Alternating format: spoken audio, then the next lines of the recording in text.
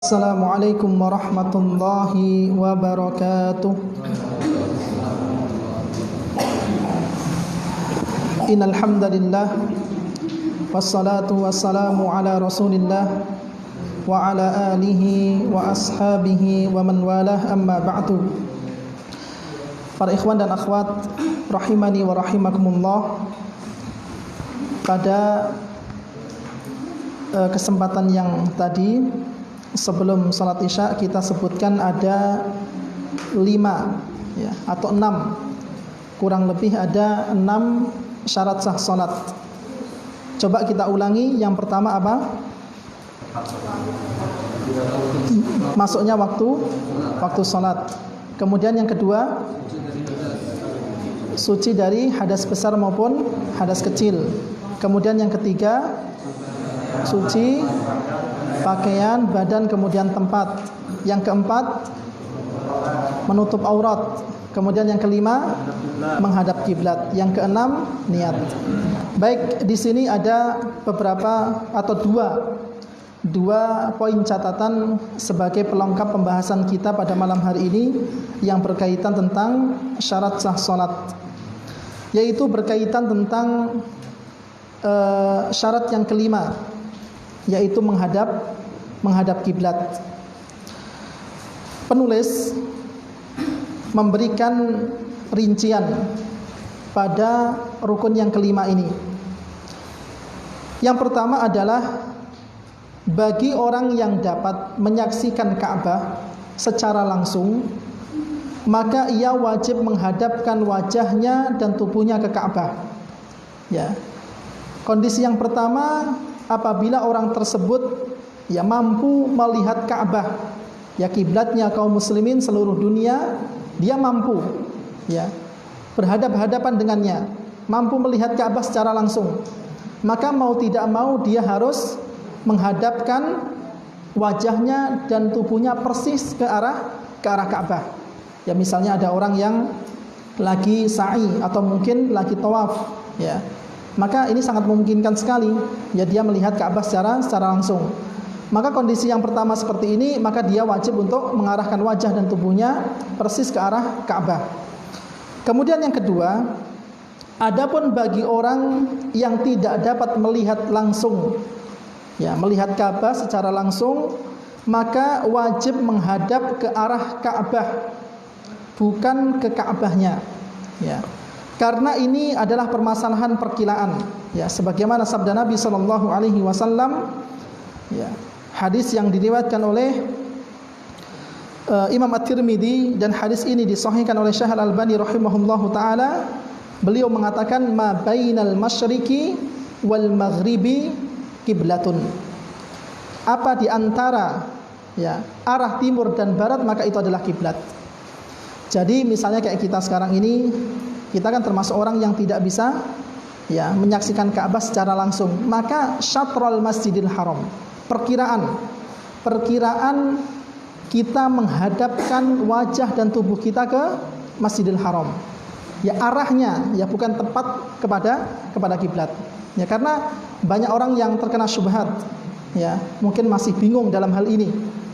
Ya. Misalnya ada isu bahwa bumi ini bergeser, misalnya. Ada isu bahwa tahun 2020 pada tanggal 25 Desember bumi bergeser. Ternyata dikabarkan pada jam sekian ya matahari tepat berada di atas Ka'bah misalnya. Dan ternyata setelah dilihat, wah, kiblat masjid ini tidak benar. Kira-kira perlu tidak kita menggeser arah masjidnya bareng-bareng itu? Ya, tidak perlu. Karena perkiraan tentang kiblat ini syatrul Masjidil Haram. Perkiraan arahnya, ya bahkan Nabi mengatakan antara timur dan maghrib, antara timur dan barat itu adalah kiblat. Ya, makanya ini perlu difahami bahwa bagi orang yang tidak ya melihat langsung Ka'bah, maka cukup dengan perkiraan saja. Ya, cukup dengan perkiraan. Ya misalnya kalau memang diperkirakan hadap kiblat itu ke sana, maka ya diperkirakan menghadap ke sana. Ya. Kita saja misalnya menemui hadis Nabi Shallallahu Alaihi Wasallam, ya, Nabi melarang bahwa seseorang itu tidak boleh ya kencing menghadap kiblat atau membelakangi kiblat. Itu aja kita bisa yakin, ya, kita bisa yakin menentukan mana kiblat dan mana arah yang berlawanan.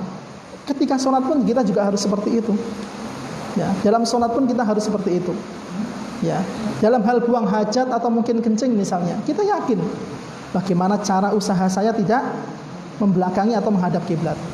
Maka ini pun juga harus ditanamkan bahwa keyakinan seseorang ketika sudah mantap diperkirakan hadap kiblat ke sana, maka dia cukup mengarahkan wajah dan tubuhnya ke arah tersebut. Kemudian yang selanjutnya, ya, poin tambahan, ya, mungkin di buku antum tidak ada. Niat imam, ya, ini sudah tadi. Tidak diperbolehkan merubah niat sholat ketika sholat sudah berlangsung, kecuali merubah niat dalam hal berjamaah. Misalnya ada orang yang mampir ke Masjid Al-Ikhlas, ya, karena dia safar, tidak tahu waktu sholat setempat, maka dia lihat masjidnya kok masih sepi, masih gelap nih. Kemudian setelah itu, wah, ini kayaknya sudah waktu subuh ini. Akhirnya dia masuk ke masjid, sholat subuh 2 rakaat. Ketika dia berlangsung, ya, mengerjakan sholat subuh 2 rakaat, ternyata muadzinnya datang, kemudian apa? Kemudian adzan sholat subuh. Ya, maka ketika itu, ketika dia sudah berlangsung niatnya untuk mengerjakan sholat subuh, maka dia tidak bisa rubah. Dirubah menjadi, ya, sholat 2 rakaat sebelum subuh atau qobliyah subuh, maka tidak diperbolehkan. Tetapi yang diperbolehkan adalah merubah niat dalam hal berjamaah.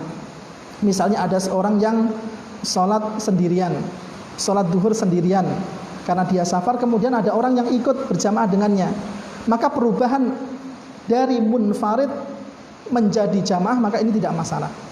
Atau perubahan misalnya, ya, makmum menjadi imam, ya, misalnya makmum menjadi imam, ya, misalnya ada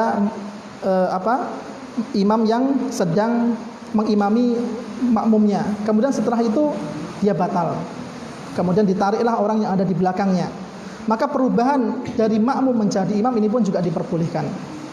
Atau mungkin perubahan, ya, imam menjadi makmum, ya, misalnya setelah imamnya batal kemudian wudu kembali, mengambil wudu, kemudian habis itu jadi makmum, maka ini tidak mengapa.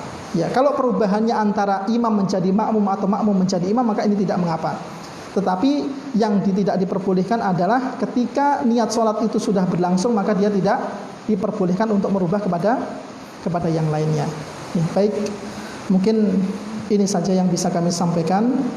Ya, silahkan kalau ada yang perlu didiskusikan, kami persilahkan, ya, yang berkaitan tentang syarat sah sholat. Bagi akhwat silahkan ditulis di kertasnya masing-masing.